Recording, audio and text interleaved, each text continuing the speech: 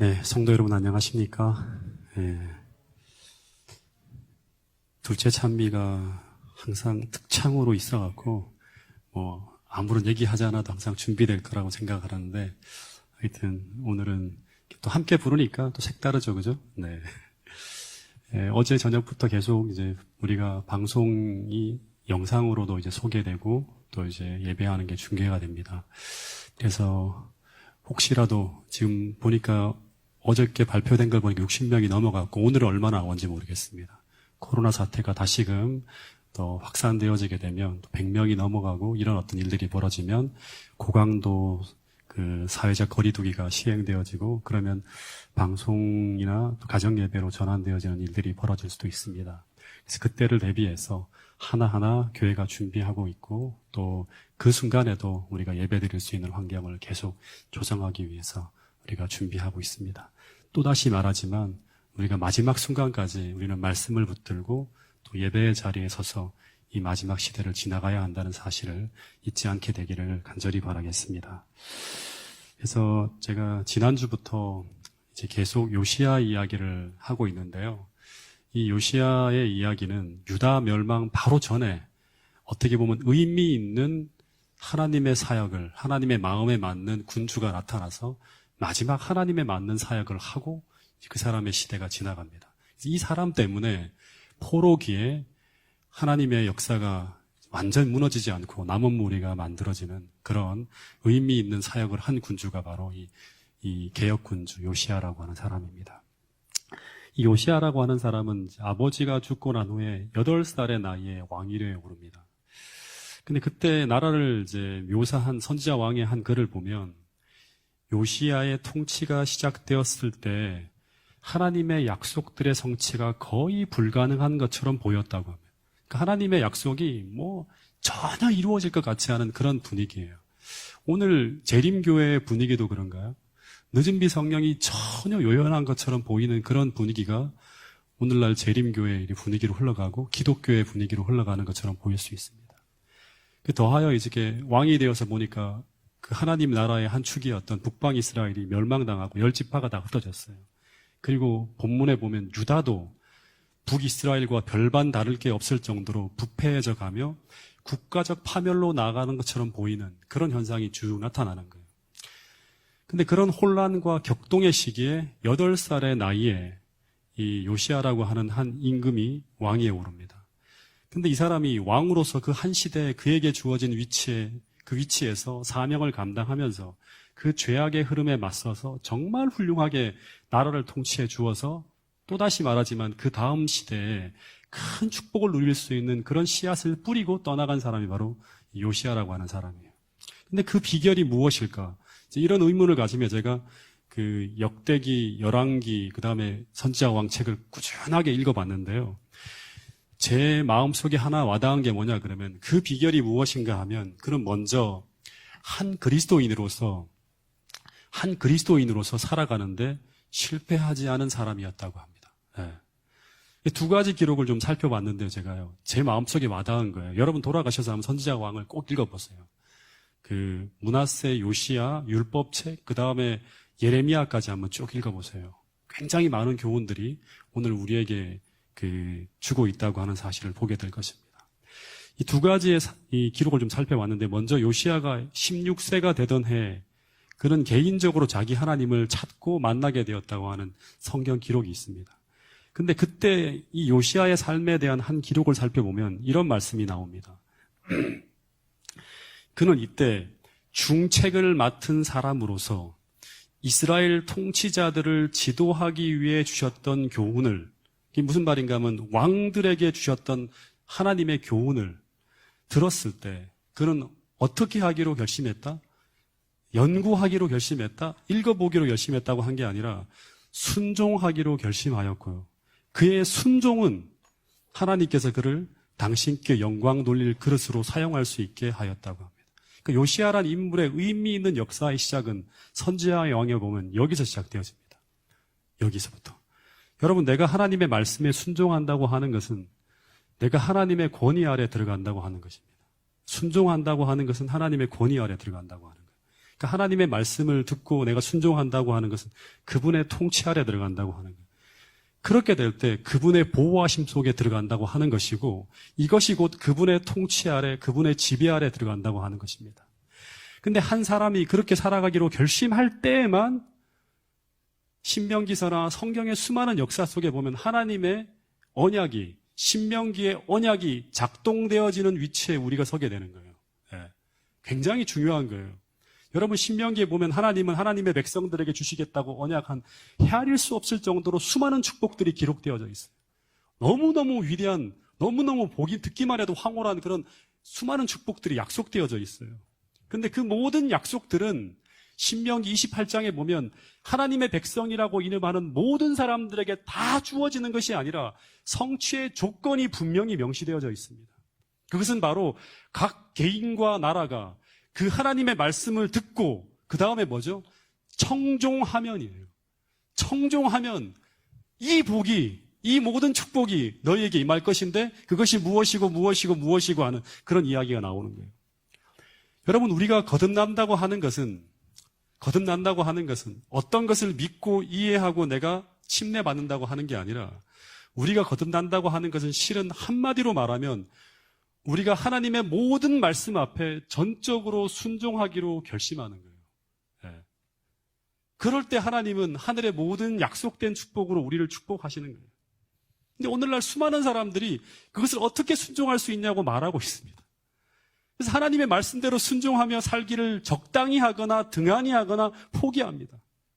근데 어쩌면 이것이 오늘 우리가 이토록 무력해지고 교회가 힘을 잃고 있는 이유가 아닌가 하는 생각이 들어요. 왜냐 그러면 수많은 약속들이 오늘 우리의 삶에 이루어지는 것을 잘 보기 힘든 그러한 시대가 오늘날의 시대이기 때문입니다. 여러분 새 언약, 우리가 새 언약, 옛 언약 지난번 제자훈련 시간에 공부를 했는데 새 언약은 우리가 적당하게 순종하며 살아도 하나님께서 우리를 용서해 주시고 축복해 주신다고 하는 게 아니에요. 새 언약이나 예 언약이나 동일하게 우리가 전적으로 순종을 맹세할 때 하나님은 하나님의 율법을 그리스도의 피와 성령의 능력으로 우리 마음에 새겨서 그것에 순종할 수 있는 능력을 주시겠다고 약속한 게 바로 뭔가 하면 새 언약이에요. 그래서 우리 쪽에서 하나님의 말씀에 전적으로 순종하겠다는 이 결심은 새 언약이나 예 언약이나 다 동일한 거예요. 여러분 그래서 이 요시야가 하나님의 말씀에 순종하기로 결심하는 이 순간 요시야는 그리스도인으로서 거듭나게 되고 그리고 그렇게 되었을 때 그는 비로소 하나님의 뜻을 이룰 수 있는 하나님의 개혁군주로 준비되어져 가고 있었다고 하는 것입니다. 여러분 그래서 우리의 인생의 성공과 실패를 결정짓는 첫 번째 우리가 정말 중요한 것은 무엇인가 하면 우리가 진정으로 그리스도인으로 거듭나는 거예요. 그리스도인 척하는 게 아니라 진정으로 그리스도인으로 거듭나는 거예요. 근데 우리 중에 많은 사람들이 아직 거듭남을 경험하지 못하는 사람들이 있다고 하는 거예요. 근데 거듭남의 첫 번째 단계는 요시야처럼 하나님의 말씀 앞에 전적으로 순종을 맹세하는 데서 시작되어진다고 하는 거예요. 그래야지만 하나님은 우리를 통치할 수 있어요. 그것이 바로 하나님께서 우리를 지배하시고 통치하실 때 비로소 우리 안에 하나님 나라가 이루어지는 것이고 그래야 우리는 하나님의 보호와 축복 아래 머물며 살아갈 수 있게 되는 거예요. 순종하지 않는데 어떻게 지배할 수 있습니까? 어떻게 주님께서 통치할 수 있어요? 어떻게 우리 마음속에 하나님의 나라가 이루어질 수 있습니까? 여러분 비록 연약하고 우리가 부족하다 할지라도 하나님의 말씀 앞에 전적으로 순종하는 그런 마음을 가지고 주님 앞에 나올 수 있는 우리 모든 성도들이 될 수 있기를 간절히 바라겠습니다. 또 하나, 이제 그가 하나님을 만난 후에 그의 내면에 어떤 변화가 일어나는가 하면 이거는 거듭난 사람들 속에 다 일어나는 거예요. 그것은 바로 뭔가 하면 내가 그리스도인인데 내가 그리스도인 왕으로서 이제 무엇을 해야 될지를 고민하기 시작했다고 하는 거예요. 근데 여러분 오늘 내가 하나님을 만난 사람이라면 나는 내가 서 있는 그 위치에서 그 자리에서 이 주님을 위해서 내가 무엇을 해야 되고 그리고 이제 어떻게 살아야 하는지를 분명히 고민하게 됩니다. 이 거듭난 사람의 마음속에 일어나는 하나의 결과예요. 근데 만약 그런 고민이 오늘 내게 없다면 다시 말해 세상이 엉망으로 돌아가고 있잖아요. 그죠? 코로나가 난무하고 막 엄청난 어떤 그런 문제들이 벌어지고 있는데 그리고 나의 삶도 주님을 떠나 엉망으로 돌아가고 있는데 오늘 내가 그냥 아무 생각 없이 그냥 이 세상에서 마치 죽은 고기가 물의 흐름에 저항하지 못하고 그냥 흘러 떠내려가듯 그렇게 하루하루를 살아가고 있다면 오늘 우리는 주님을 잃어버린 사람일 수 있다고 하는 거예요. 주님을 찾아야 돼요. 회개해야 되고 다시금 주님께 돌아가야 되는 거예요. 여러분, 오늘 우리가 거듭난 사람이고 하나님의 통치가 우리 삶에 분명히 이루어지고 있다면 우리는 분명 하나님의 뜻을 찾고 구하기 시작할 것이고 그 길로 행하기 위해 투쟁하는 일들이 벌어질 것이라고 하는 것입니다. 여러분, 그런 의미 있는 일들이 여러분의 삶 속에 내일이 아니라 먼 미래가 아니라 오늘 일어날 수 있게 되기를 간절히 바라겠습니다. 그래서 요시야는 거듭난 후에 국가적 개혁을 결심합니다. 여러분, 이게 쉬운 일이 아니에요. 우리가 왕이라고 해서 내 마음대로 할 수 있는 게 아니에요. 수많은 사람들이 개혁에 반대하며 들고 일어날 것이고 더군다나 아수르라고 하는 나라가 내정 간섭이 들어가면서 큰 어려움이 올 수 있는 그런 상황에 직면하게 되는 거예요. 그래서 요시야가 그런 걸 각오하고서라도 주님의 뜻이기 때문에 기도하고 충돌합니다. 그래서 하나님이 그런 일을 시작할 때, 이 어린 요시야가 그렇게 시작할 때 어떻게 하는가 하면 그를 돕기 위해서 여러 선지자들을 일으키는 거예요. 선지자라고 하면 들고 일어난 사람들이 전부 다 요시야의 개혁을 지지하는 거예요. 요시야의 그 이야기에 같이 동참하면서 같은 이야기를 내뱉는 사람들이 막 들고 일어나는 거예요. 그래서 예레미야, 스바냐, 하박국, 훌라라는 선지자들을 일으켜 세우는 거예요. 근데 이때 이 선지자들이 전한 메시지가 무엇인가 하면 또다시 이야기하지만 하나님은 이제 이 유다 나라를 어떻게 한다? 멸망하게 하고 마치 새로운 나라를 세우듯 완전한 변화, 근본적인 변화를 위한 국가적 대개혁을 준비하고 계신다는 그 기별을 전하게 하는 거예요. 여러분, 또 한번 물어보겠습니다. 우리가 개혁한다고 하는 것은 그냥 변화를 말하는 것이 아닙니다. 여러분의 마음속에 좀 새겨지길 바라겠습니다. 지난주부터 계속 반복해서 하는 말인데 우리가 개혁한다고 하는 것은 하나님을 떠나 멀어지고 있는 국가나 개인인 내가 돌아가야 할 근원인 하나님께로 돌아가는 변화예요. 네. 성경에서 말하는 참된 개혁이라고 하는 것은 어떤 행위의 변화나 어떤 시스템의 변화나 제도의 변화만이 아니라 겉의 변화만이 아니라 무슨 변화다? 본질적인 변화. 다시 말해서 우리의 행동과 행위의 근원을 바꾸는 거예요. 다시 말해서 뿌리까지 바꾸는 변화, 즉 공동체의 의식과 마음까지 바꾸는 근원적인 변화가 성경에서 말하는 참된 개혁의 정의예요. 이런 것이 일어날 때 하나님은 우리를 지배하시고 통치하시면서 하나님의 멋진 나라를 세워가신다고 하는 거예요. 그런데 이것이 정말 중요한 이유는 이런 변화가 우리 마음과 생애에 일어나지 않으면 그러면 그 위에 어떤 일을 행한다 하더라도 우리 생애엔 하나님이 하실 수 있는 의미 있는 열매가 맺혀지지 않는다고 하는 거예요. 왜냐하면 이 마음이 하나님을 향해 돌아가지 않으면 하나님과 우리의 관계가 정말 마음으로 연결되어진 생명적 관계가 아닌 단지 행위와 의식만으로 맺어진 허위적 관계를 맺고 있기 때문에 그런 허위적이고 형식적인 신앙 위에는 그 어떤 것이 올려진다 하더라도 거기엔 하나님의 생명이 부어질 때만 나타나는 하나님의 생명의 아름다운 열매가 절대 맺히지 않는다고 하는 것입니다. 여러분, 그래서 예레미야 4장 14절에 보면 이런 말씀이 하나님께서 그 시대에 주신 말씀이에요. 같이 한번 읽어보겠습니다. 예레미야 4장 14절 말씀입니다. 시작. 너희 묵은 땅을 갈고 가시덤불 속에 파종하지 말라. 너희 묵은 땅을 갈고 가시덤불 속에 파종하지 말라. 이 말이 어떤 말인가 하면 그 마음밭이 다른 것으로 점령되어진 밭이라고 하면 먼저 그 땅을 어떻게 알아? 그 마음을 기경하여 둘러엎어야 한다고 하는 거예요. 왜냐하면 생명이 없는 밭에다가 아무리 씨를 뿌리고 아무리 우리가 정성을 들여 파종해봤자 거기엔 아무런 열매가 없기 때문이라고 하는 거예요. 그래서 하나님은 먼저 이 유다라는 나라를 근본적으로 바꾸기 위해서 밭 전체를 갈아엎는 작업을 시작하는 거예요. 네. 여러분, 교회의 역사를 보면 수많은 사람들이 위기 앞에 개혁하자고 구호를 외칩니다. 제가 30년간 넘게 교회를 다니고 있는데요. 개혁에 대한 구호와 설교를 안 들어본 적이 없을 만큼 개혁하자는 말을 많이 하는 것을 들어봤어요. 수도 없이 들어봤어요. 바꿔야 된다, 변화되어야 한다. 목회하는 기간 동안 내내 그 이야기를 듣고 있습니다. 그러나 성경에서 말하는 개혁의 열매인 참된 부흥을 보게 되는 경우는 정말 드물다고 하는 거예요. 정말 가슴 아픈 일이십니다. 여러분, 성경 호세아서에 보면 이런 일이 똑같이 벌어지고 있었어요. 북방 이스라엘이 멸망하기 전에 호세아는 개혁을 촉구하는 기별을 전합니다. 개혁하지 않으면 망한다고 하는 거예요. 근데 호세아서 6장 1절에 보면 오라 우리가 여호와께로 돌아가자고 하는 부르짖음 속에서 개혁운동이 일어납니다. 주석을 보면. 근데 이런 여호와께로 돌아가자는 개혁운동이 4절에 보면 실패로 끝납니다. 어떤 이야기가 나오는가 하면 에브라임아 내가 내게 어떻게 하랴, 유다야 내가 내게 어떻게 하랴, 너희의 인애가 아침 구름이나 쉬 없어지는 이슬 같도다 하는 이야기로 끝이 납니다. 이 아침 구름이나 이슬의 공통점이 뭐죠? 금방 없어지는 거예요. 다시 말해서 일시적으로 뭔가 변하는 듯 하다가 다시금 이전으로 돌아가는 거예요. 근데 이 개혁운동은 그 다음 6장 6절에 보면 이 북이스라엘의 종교의식과 제사제도가 회복되어지는, 그래서 성전에서 분향하고 제물이 드려지는 외적 개혁운동까지 일어납니다. 외적, 형식적, 의식적 개혁운동까지 일어납니다. 근데 그 개혁이 더 깊이 들어가지 못하고 종교 형식과 의식인 것만 개혁하는 일들로 그치게 됩니다.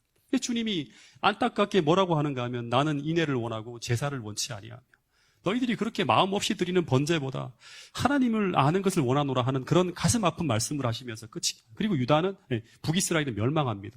이 호세아 선지자 다음에. 여러분, 우리가 교회에 나와서 잠시 동안 찬송을 부를 수 있습니다. 잠시 동안 눈을 감고 기도할 수 있습니다. 그러나 전혀 하나님의 사랑을 느끼지도 않고 하나님께 감사하지도 않고 전혀 회개하지 않는 그런 죄악적인 마음으로 하나님을 향해 찬송하고 기도하고 예배하는 그 모습을 통해서는 우리가 마음으로부터 하나님께로 돌아가서 그 하나님과 연결되어있는 지점에서부터 시작되어지는 그런 변화가 절대 일어나지 않는다고 하는 것입니다. 여러분, 하나님은 예배하는 우리 모습보다 더 먼저 왜 우리가 하나님께 예배해야 되는지, 왜 우리가 하나님을 의지해야 되는지, 왜 우리가 죄를 버려야 되는지, 왜 우리가 변화되어야 되는지, 왜 우리가 궁극적으로 하나님께 돌아가야 하는지 철저하게 우리 심령에서부터, 더 솔직히 말하면 그것을 절박하게 느끼면서 온 마음을 다해서 하나님께 돌아오기를 바라는 거예요. 그렇게 연결되지 않으면 우리는 마지막 순간에 견뎌낼 수가 없어요. 그리고 더하여서 우리 앞에 어떤 일이 닥쳐오고 있는지, 그래서 우리가 무엇을 대비하며 우리 인생을 살아내야 될지 철저하게 성경으로 돌아가서 진정으로 주님께 돌아가는 개혁이 나타나기를 바란다고 하는 거예요. 그래야지만 우리가 힘을 얻을 수 있다고 하는 것입니다.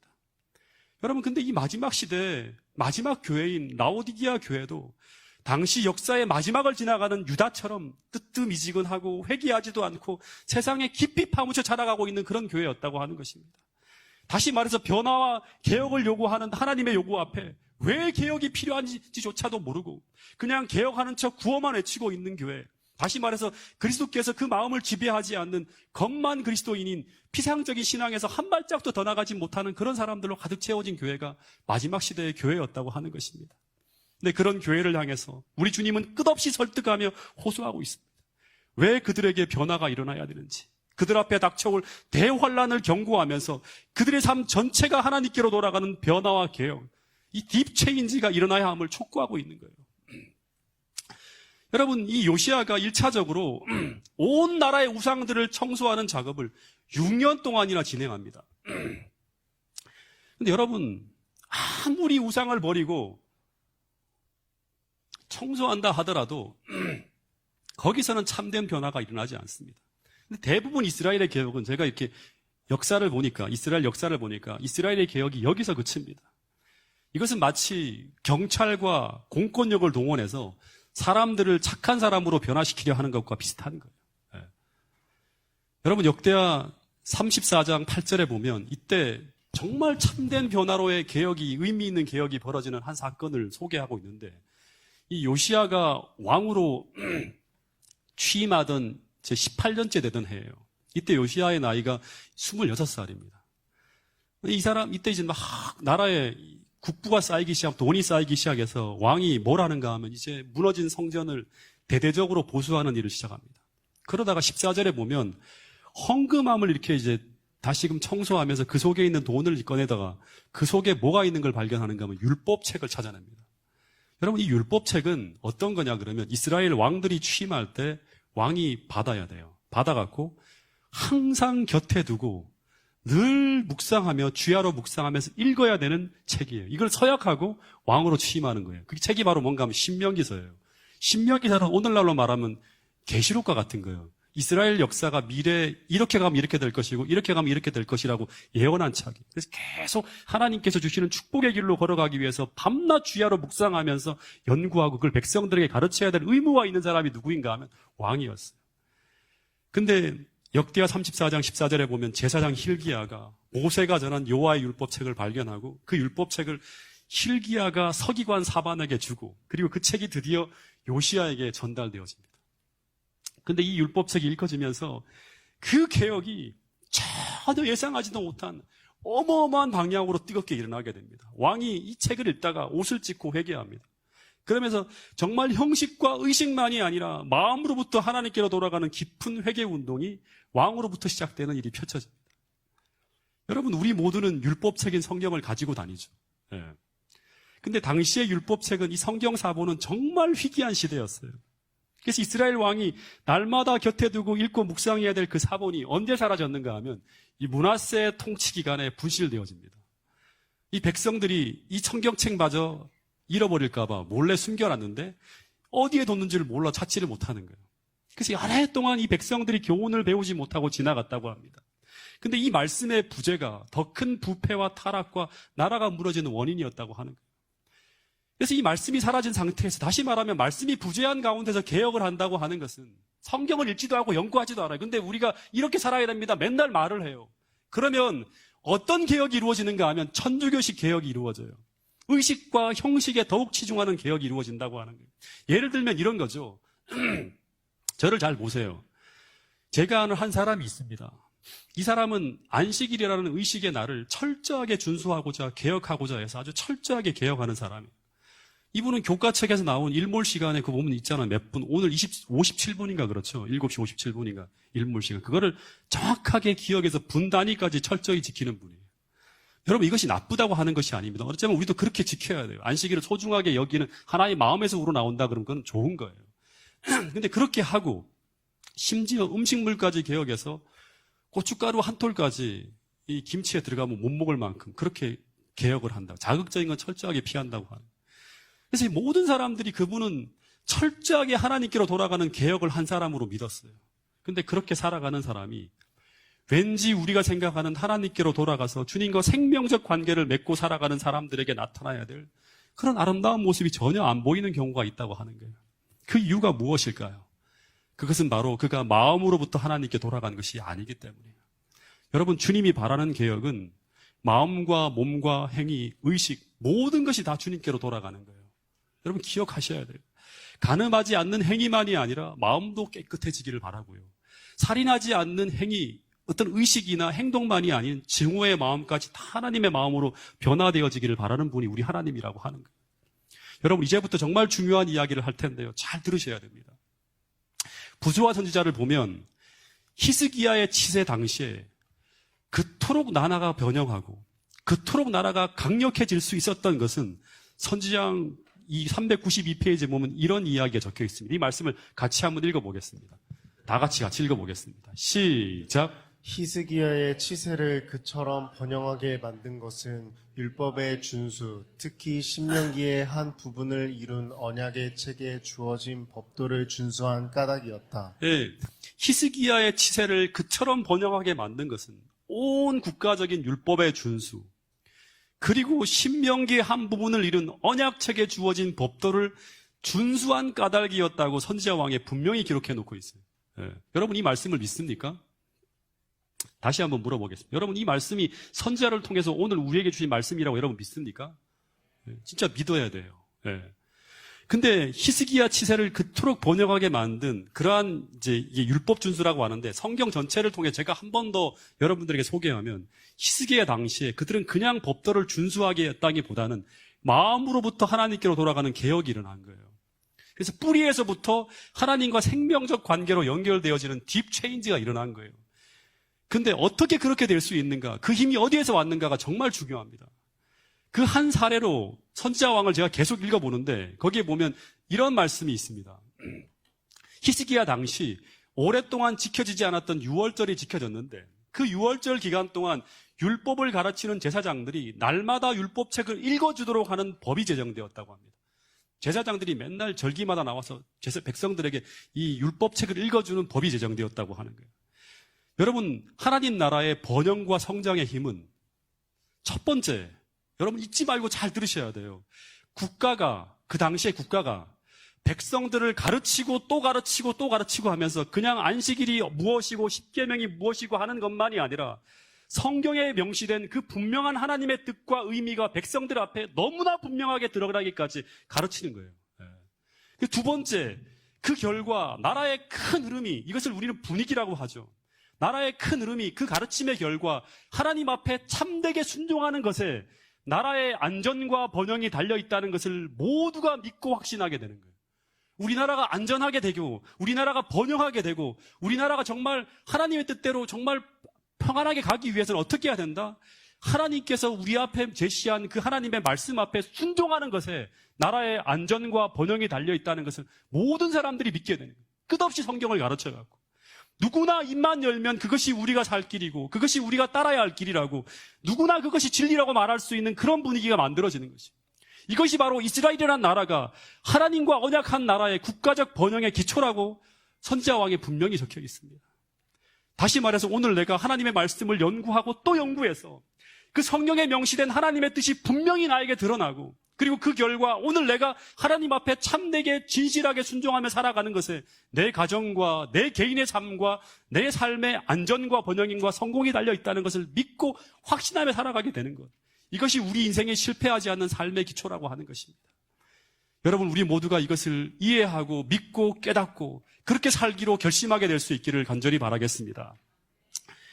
이 히스기야 당시에 히스기야가 이것을 분명히 이해했고 그래서 그 일에 왕과 선지자와 제사장 모든 신하들이 개혁에 반대하는 무리에 맞서서 목숨을 걸고 성경을 가르치며 그 일에 매진해 나갔고 그 결과가 무엇인가 하면 나라가 크게 번영했다고 하는 것입니다.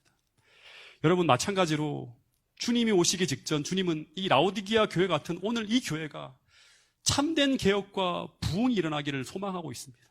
그러기 위해서 우리가 해야 될 일이 무엇인가 하면 그냥 적당하게 성경을 연구하는 것이 아니라 여러분 대충 난 이 정도는 알고 있어 하는 정도가 아니라 오늘 저를 비롯해서 모든 교회 지도자들이 이 교회가 말씀으로 돌아가기 위해서 성경에 명시된 분명한 하나님의 뜻이 이 교회에 분명하게 드러날 수 있도록 말씀 연구에 불을 붙여야 된다고 하는 사실입니다.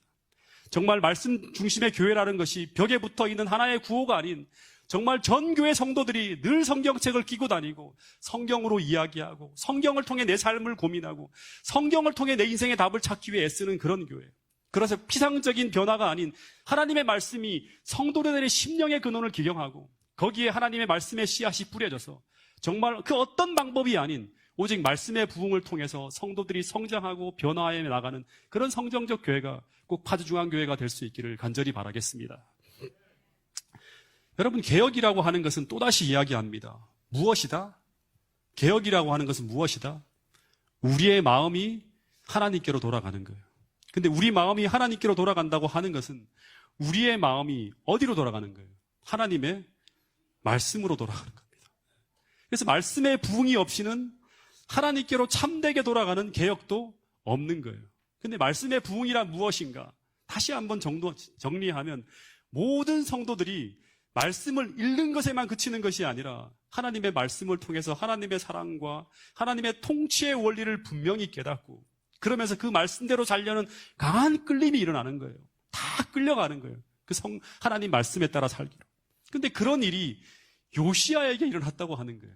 이 요시야가 통치한 지 18년에 그 율법책을 발견한 후에 그 책을 이 서기관 사관이 왕 앞에 가지고 나가서 그것을 읽어주었다고 합니다. 근데 선지자 왕에 보면 왕이 성경에 기록된 이 권고와 경고를 당시 처음 들었다고 해요. 8살 때부터 할아버지에게 들었고 그리고 제사장과 선지자들이 들려주었던 그 이야기로만 들었던 이야기를 이 요시야가 이제 직접 하나님의 말씀이 달린 두루마리 책을 통해 직접 들을 때 감동을 받는 정도가 아니라 옷을 찢고 통곡을 했다고 합니다. 선지자 왕에 보면 이런 기록이 있어요. 자, 같이 한번 읽어보겠습니다. 392페이지, 393페이지 말씀이에요. 시작. 그는 하나님께서 이스라엘 앞에 생명과 사망과 복과 저주를 그처럼 매우 분명하게 놓아두시고 저희로 세상에서 칭찬을 받고 만방의 축복이 되도록 생명의 길을 택하라고 얼마나 거듭 간청하셨는지를 전에는 결코 깨닫지 못하였다. 네, 하나님께서 복과 저주를 그처럼 분명하게 놓아두시고 이렇게 가면 이렇게 간다.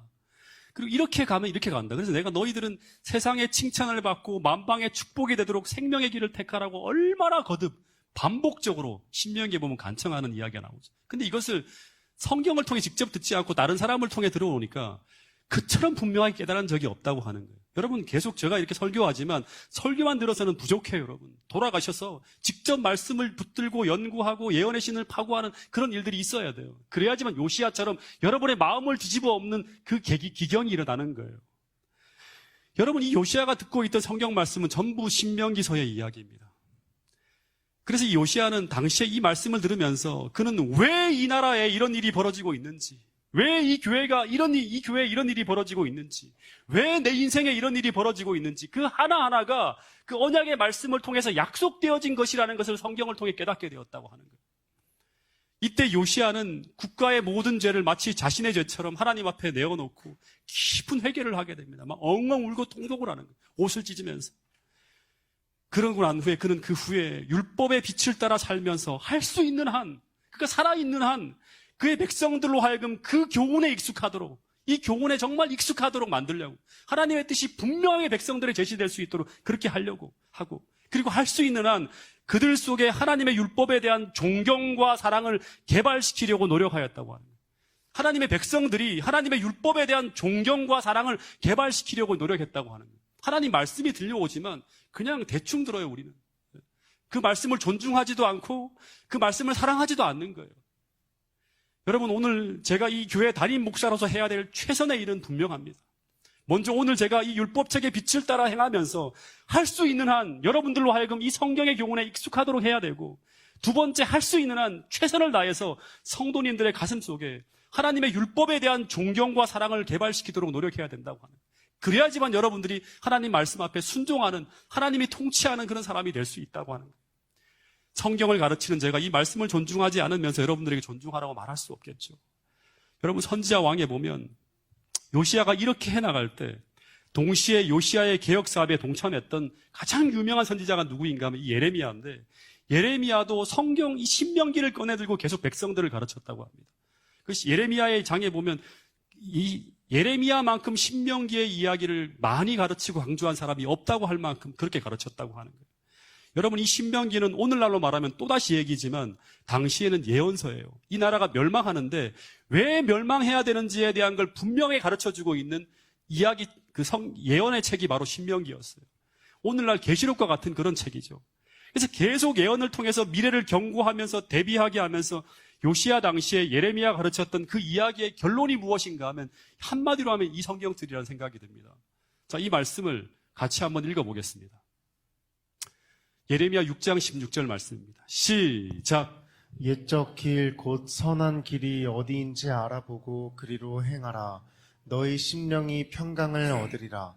여러분, 옛적 길 곧 선한 길이 어디인지 알아보고 그리로 행하라. 너희 심령이 평강을 얻으리라. 이게 무슨 말씀인가 하면 우리 선조들이 어떻게 하나님을 만나고, 그리고 어떻게 하나님의 축복 속에서 하나님의 영광을 드러내며 어떻게 이 어두운 세상에서 성공적인 삶을 살아갈 수 있었는지 그 방법을 가르쳐주고 있는 그 옛적 길, 그러니까 지금 이 역사까지 어떻게 수많은 선조들이 그렇게 살아왔는지를 다 연구해 보라고 하는 거예요.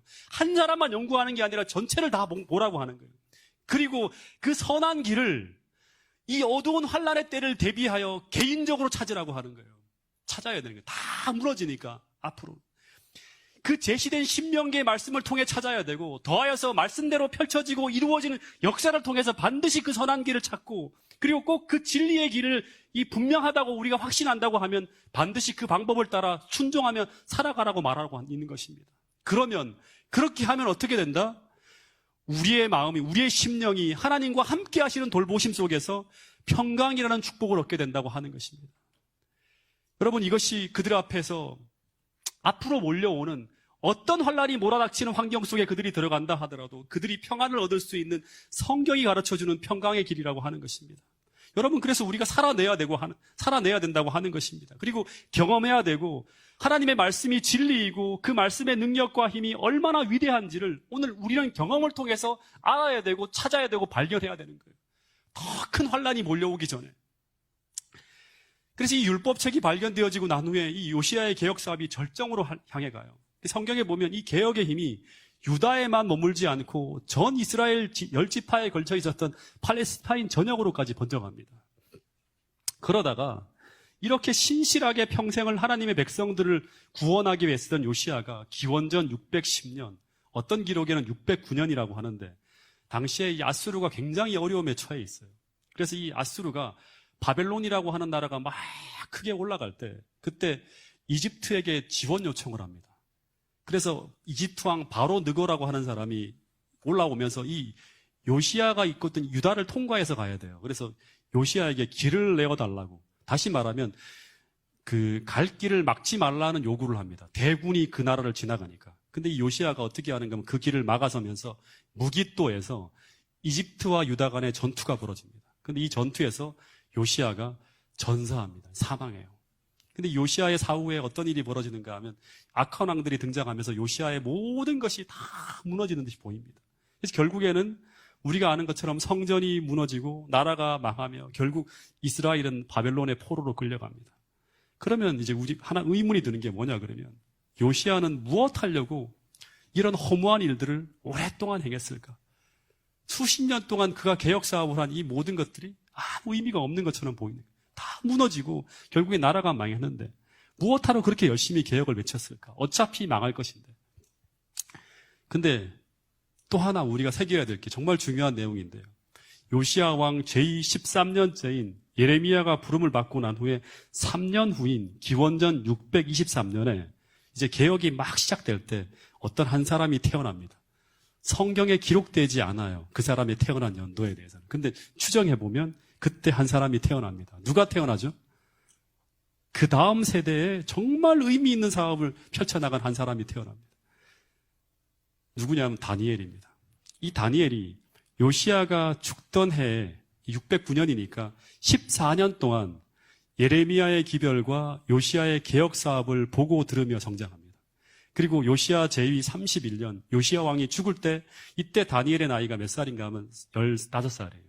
그러니까 다니엘이 포로로 끌려가는 때는 몇 살이죠? 몰라요? 18이죠. 그러니까 3년 전에 요시야가 죽어요. 예. 그래서 이때까지 장작 15년 동안 다니엘은 최고의 선한 왕, 다시 말하면 요시야라고 하는 정말 하나님밖에 모르는 그런 사람의 사역과 그리고 최고의 선지자들의 기별이 전해지는 그 속에서 양육되어진 후에 어두운 포로기 속으로 지나갔던 사람이에요. 예. 그 모든 것들을 대비하고 예. 결국 이 요시야와 예레미야는 그 사역의 열매를 자기 때에는 결실을 보지 못하더라도 그 후를 생각하며 씨앗을 뿌린 사람들이죠. 근데 만약 이 요시야와 예레미야와 하박국의 사역이 없었다면 다니엘과 세 친구 같은 그 다음 시대에 무수한 남은 무리가 존재하지 않을 것이. 나라가 무너지고 다 성전이 파괴되어지는 가운데 다 흩어졌지만 남은 무리가 존재하잖아요. 그 남은 무리가 바로 누구인가 하면 요시야와 예레미야와 이런 선지자들의 정말 애끌 목숨을 걸고 하는 그 사역의 노력을 통해서 존재하게 되었던 거예요. 그래서 만약에 그런 무리들이 다시 말하면 요시야와 예레미야의 그 개혁 사업이 펼쳐지지 않았다면 그렇다면 남방 유다도 북이스라엘처럼 포로에서 돌아오는 것이 아니라 남은 무리가 없으니까 멸망으로 끝이 나겠죠. 그 말씀의 씨앗이 담겨진 사람이 발생하지 않으면 결국에는 끝나는 거 아니에요. 그래서 비록 예레미야와 요시야는 당대에는 실패로 끝나는 것처럼 보였지만 그들은 그 사역으로 말미암아 포로기와 그 이후 그들이 뿌린 그 열매로 말미암아 회복되어 돌아오는 무수히 많은 하나님의 백성들이 그들의 사역으로 준비되어지고 있었다고 하는 거예요. 이거는 당시에는 안 보이는 거예요. 제가 지금 이렇게 설교하지만 이 뿌린 이 씨앗들이 어떻게 열매를 맺는지 저도 모르고 끝날 수 있어요, 제 인생이. 그래서 여러분 서두에 말씀드렸지만 선지자들이 일관되이 전한 기별이 뭔가 하면 나라는 분명하게 망하게 되었지만 그 개혁운동의 가마로 수많은 남은 무리들이 개인적으로 신앙부흥을 경험하면서 딥체인지, 즉 하나님께로 참되게 돌아가는 역사가 일어나게 될 것이라고 하는 것입니다. 다시 말해서 국가적 딥체인지는 실패한다 할지라도 개인적인 딥체인지는 일어나게 되는 거예요. 그래서 그 개인적으로 개혁에 성공한 남은 무리들이 다시금 공동체를 이루는 새로운 나라가 만들어지는 거예요. 이것이 바로 하나님께서 하시는 딥체인지의 원리예요. 여러분, 우리는 결국 이 시대의 마지막 남은 무리들이 되어야 돼요. 교회가 또 한 번 흔들리게 될 것이고 큰 환란 속에서 요동치면서 수많은 사람들이 흩어지는 그런 대환란이 찾아올 것이라고 하는 거예요. 그때를 대비해서 오늘 여러분들이 한 사람 한 사람이 하나님과 생명적 관계를 맺는 마음으로부터 하나님께로 돌아가는 그런 역사가 일어나야 된다고 하는 것이 선지자를 통해서 오늘 우리에게 던지는 중요한 교훈이라고 하는 사실입니다. 제가 오래전에 한 교회에 전도회를 갔다가 그 교회 아는 형님이 전도회 기간에 제게 참 수고했다고 하면서 뭐 줄 게 없는데 네가 좋아할 것 같아서 한 권에 네가 추구하고 조구하는 그런 책인 것 같아서 도서관에서 들려서 그 책을 하나 샀다고 하면서 저한테 줬는데 그 책을 읽고 난 다음에 그 책을 서구에 꽂아놨다가 몇 년 전에 읽었어요. 근데 이 책이 너무너무 감동이 되어서 제가 참 이 서구에 꽂아두고 귀하게 간직하면서 읽고 있는 책인데요. 이 책의 내용을 보면 어떤 내용이 나오는가 하면 아도니람 저스틴이라고 하는 그런 이야기와 이 아도니람 저스틴의 그 아들 에드워드 저스틴의 이야기가 나오는데, 근데 이 아도니람 저스틴과 이제 그 아내 앤이라고 하는 사람이 있는데 이 사람이 미국 최초의 해외 선교사였다고 합니다. 근데 원래 이 아버지 아도니람 저드슨은 이 말이 잘 발음이 안 되네요. 저드슨입니다. 저드슨. 젊은 시절에 보스턴에서 굉장히 좋은 자리와 좋은 수입을 제안받았는데 이 사람이 그 자리를 다 포기해요. 포기하고 어디로 가는가 하면 이 미얀마로 선교사의 길을 떠나갑니다. 근데 그곳에서 그 좋은 자리를 포기하고 그런 곳에 갔으면 어떤 일이 벌어져야 되죠? 뭐 이용규 선교사의 이야기처럼 막 진짜 말 그대로 하나님이 함께 하시는 엄청난 부흥의 역사가 펼쳐져야 되는데 다 그런 일이 펼쳐지지 않는다고 하는 거예요. 근데 이 사람이 그곳에서 성공이 아니라 모든 사역이 실패하고요. 이 사람이 마지막에는 어두운 감방에서 거꾸로 매달린 채 죽어갑니다. 이 아도니람 저드슨이라는 사람. 다시 말해서 그는 그곳에서 7년 동안 사역을 했는데 다 실패해요. 모든 조직이 다 와해되어져요. 사람들이 다 흩어집니다. 그리고 이 사람은 학자였거든요. 학자로서도 실패했다고 느낍니다. 마치 예레미야처럼 어떻게 이렇게 끝날까 하면서. 그리고 그곳에서 누구를 잃어버리는가 하면 자기가 사랑하는 아내도 죽어요. 그리고 아들도 그곳에서 죽습니다. 근데 당시에는 그의 사역이 실패로 끝난 것처럼 보였지만 수십 년이 지나고 몇 세대가 지난 후에 이 미얀마 사회에서는 이 사람의 영향력이 드러나고 있었다고 합니다. 이 아들 중에 한 명인, 거기서 죽은 아들 말고 또 하나의 아들이 있는데 이 에드워드 저스틴이라는 사람이 거기서 아버지는 7년간의 미얀마에서 한 명의 회심자도 얻지 못했지만 이 아들이 수많은 사람들을 회심시키고 신실한 목회자로 성장합니다. 그런데 이 아들 에드워드 저스틴이 죽기 전에 이런 말을 해요. 과거를 회상하면서 그의 아버지에 대한 이런 말을 했다고 합니다. 자기는 아버지가 미얀마에서 행하는 모든 사역을 자신이 다 봤대요. 그리고 아버지의 삶과 사역은 자신에게 평생을 두고 엄청난 영향력을 미치고 지금도 미치고 있다고 하는 거예요. 그러면서 그는 이런 말을 해요. 제가 이 말씀이 굉장히 마음에 사무쳤어요. 당장의 결과를 중시하는 오늘날 우리들에게 이런 말을 했다고 합니다. 위대한 일은, 진짜 위대한 일은 뭐예요? 하나님이 하시는 일이죠. 그 위대한 일은 그것이 성취되기 위해서는 한 세대 이상의 세월이 필요하다고. 다시 말해서 그냥 피상적인 변화 말고요. 잠깐 뭔가 부흥하는 듯이 사람이 모이는 거 말고 모였다 흩어지는 거 말고 진짜 딥 체인지는 쉽게 일어나는 것이 아니라고 하는 거예요. 예. 그래서 오늘 우리가 빠른 결실을 바라며 열심히 쫓아다녀서 얻을 수 있는 것은 어쩌면 하찮은 것이래요. 뭔가 빨리 기대하는 것은 하찮은 것이라고 하는 거예요. 진짜 위대한 것은 우리가 쫓아가는 것이 아니라 우리가 묵묵히 진실하게 행하는 가운데서 우리에게 다가오는 것이라고 하는 건 뭐예요? 하나님이 주시는 거예요. 때가 돼서 하나님이 우리에게 주시는 거예요. 여러분, 다시 말해서 내가 날마다 개혁하고 우상을 버리고 하나님과의 바른 관계 속에서 그리스도의 마음을 품고 진실하고 성실한 인생을 살아가다 보면 그 결과로서 따라오는 것이 바로 뭔가 하면 성공이라고 하는 열매가 되어야 한다고 하는 것입니다. 근데 이런 성공에는 반드시 무엇이 쫓아오는가 하면 고통의 시간이 따라온다고 하는 거예요. 고통의 시간. 그래서 마지막으로 그는 이런 말을 해요. 오늘 우리가 고통 없이 성공했다면 그것은 다른 사람이 우리에 앞서 고통을 받았기 때문이라고 하는 거예요. 그래서 만약 오늘 우리가 신실하게 살아가고 있는데도 불구하고 이 아도니람 저스틴처럼 성공의 열매 없이 오늘 고통만 받고 있다면 아마 우리 뒤에 다른 사람이 에드워드 저스틴처럼 우리 아들이, 우리 후배가 성공의 열매를 거둘지도 모른다고 하는 것입니다. 여러분, 이것이 바로 예수님의 모습이죠. 예수님의 고통으로 인해서 우리가 지금 성공하고 있잖아요. 예수님 당대에는 십자가의 고통을 당하실 때 모든 것이 흩어지고 사라지는 것처럼 보였지만 그 십자가로 말미암아 어마어마한 성공이 그 후에 펼쳐지는 걸 우리가 볼 수 있습니다. 여러분, 이제 말씀을 줄이면서 잠시 눈을 감고 기도하는 시간을 갖도록 하겠습니다.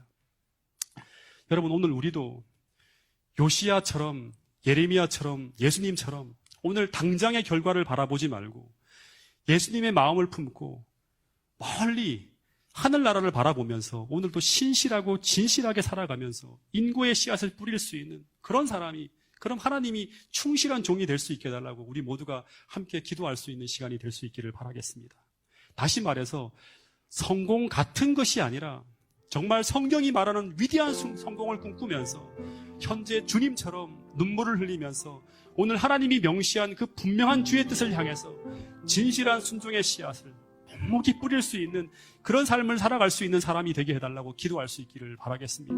그리고 오늘 우리가 진실하고 성실하게 행한 모든 일들은 비록 오늘 꽃을 피우지 못할지라도 언젠가는 그 아름다운 수고가 허지로 돌아가지 않고 반드시 주님께서 예비하신 때 꽃피게 될 것이라는 것을 믿을 수 있는 사람, 그런 사람이 될 수 있게 해달라고 우리가 다 함께 기도하기를 바라겠습니다.